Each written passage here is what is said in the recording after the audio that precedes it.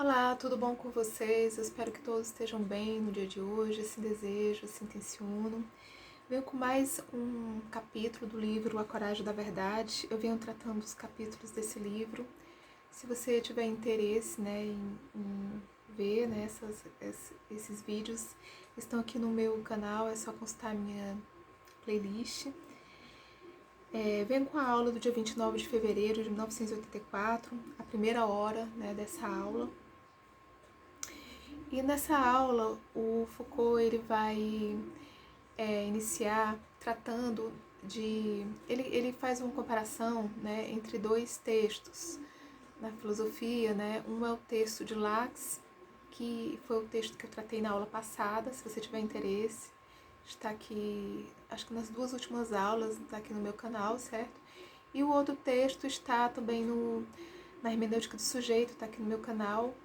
Foi o texto do Alcibiades, tá logo no início da hermenêutica do sujeito, né? Você também pode consultar aqui no meu canal, certo? Tá na minha playlist. Então, nos dois textos, Sócrates, ele conversa, ele dialoga.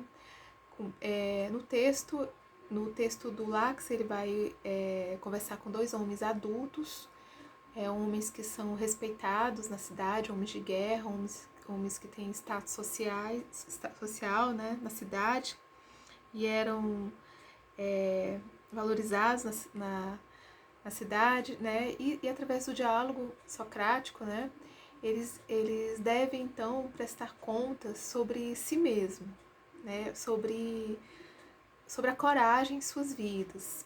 E ao fazer esse movimento do pensamento, eles não são capazes de explicitar a valentia, a coragem em suas próprias vidas. No diálogo do Alcibiades, não está direcionado para um homem adulto, mas um jovem que ainda não mostrou suas qualidades na cidade, ainda não possui um tempo de vida na cidade, não mostrou suas qualidades, não fez prova de suas qualidades. É um jovem que quer reger Atenas, Alcibiades. E Sócrates também vai fazer essa interrogação, e tanto no texto do Lax quanto no de Alcibiades, ambos eles percebem que não são capazes de dar conta de si mesmos. E aí chegam à conclusão de que seria necessário ter um cuidado para consigo mesmo.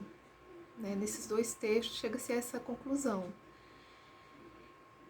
Eles reconhecem que precisam cuidar de si mesmos.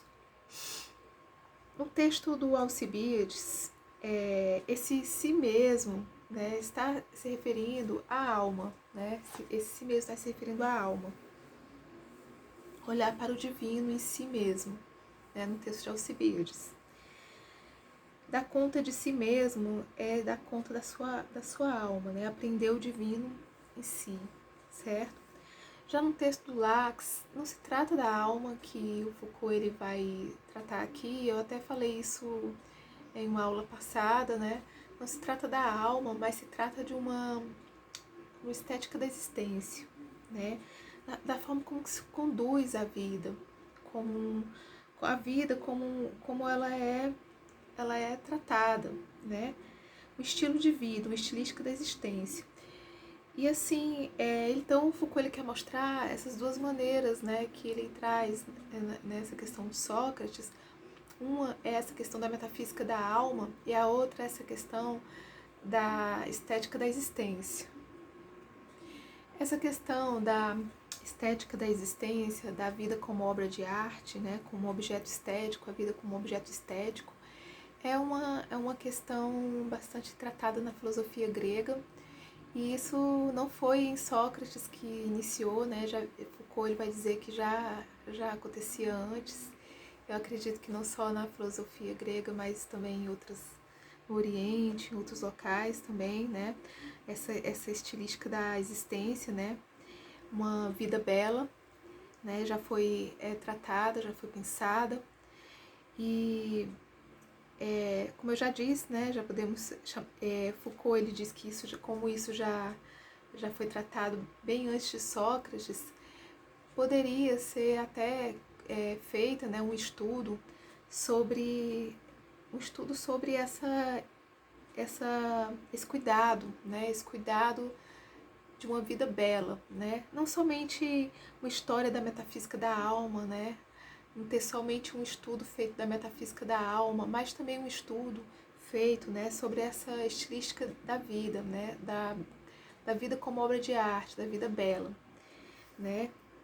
Porque essa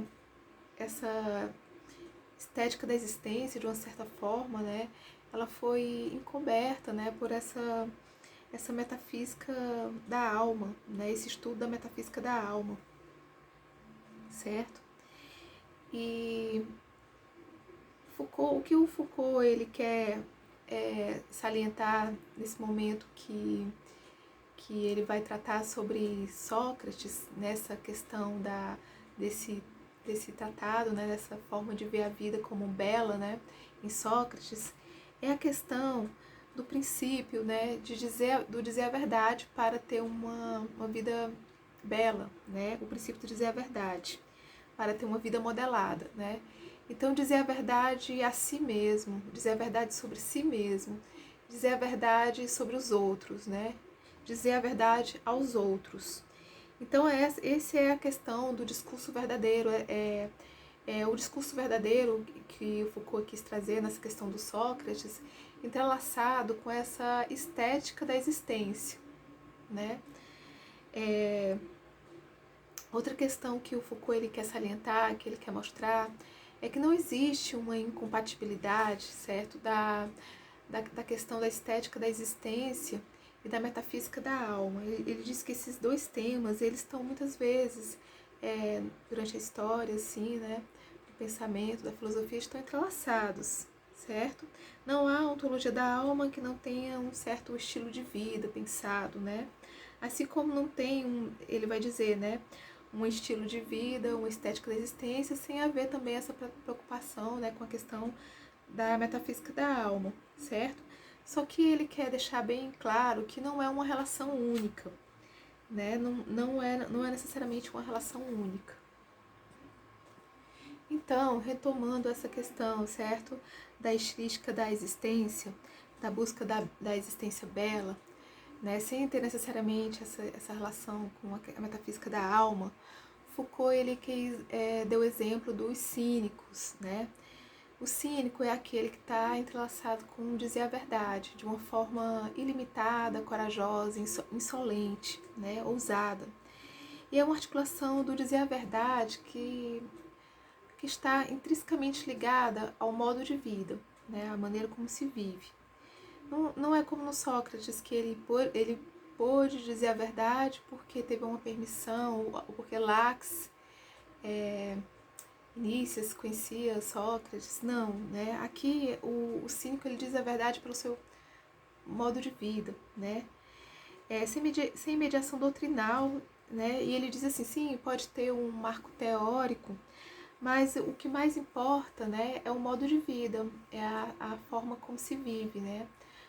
A vida bela, a sua existência modelada. Então, o cínico, nos textos antigos, ele é caracterizado como um homem da parresia, essencialmente da parresia, né, do dizer a verdade. E um texto de Epíteto, né, ele diz que o cínico ele faz o papel do batedor, né, vamos dizer, numa guerra ele seria o batedor, ele é aquele que vai no fronte, né, ele vai nas trincheiras lá do inimigo, certo? Ele vai além do fronte para ver as coisas do mundo, né? Para enxergar,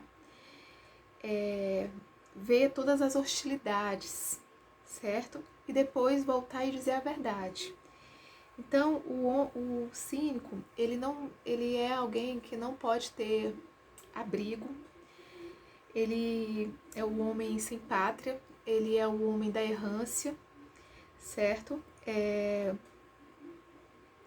Ele tem que dizer a verdade e ele não pode se deixar paralisar pelo medo, certo? Então, o modo de vida do cínico é o que lhe dá suporte para dizer a verdade, E o cínico, ele vai dizer, é o homem do cajado, é o homem dos pés descalços, é o homem da mochila do manto, é o homem da sandália, né? É o homem errante, é o caminhante errante, sem nenhuma exceção, sem família, sem pátria, ele é o homem da mendicância.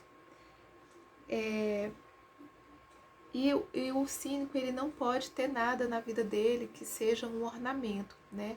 Pois só assim ele poderá ser um homem do discurso verdadeiro, né? E ele não, e que vai fazer com que a sua própria existência garanta, né, que esse discurso seja verdadeiro, certo? E assim o cínico é alguém, né, que também tem a coragem de dizer a verdade e a coragem de enfrentar todos os riscos. O cínico, ele é o homem livre, né? Por isso ele não pode ter família, ele não pode estar ligado às convenções sociais. O gênero humano é sua família. Ele não pode estar ligado a deveres privados. Ele não pode estar ligado a obrigações inúteis da sociedade. Ele não pode ter ornamento, nem ter coisas supérfluas. Ele tem uma decapagem geral da existência, né? Para que a sua opinião, só assim, né, a verdade ela pode surgir. Então o cínico é um homem livre, um homem selvagem. Foucault diz, né?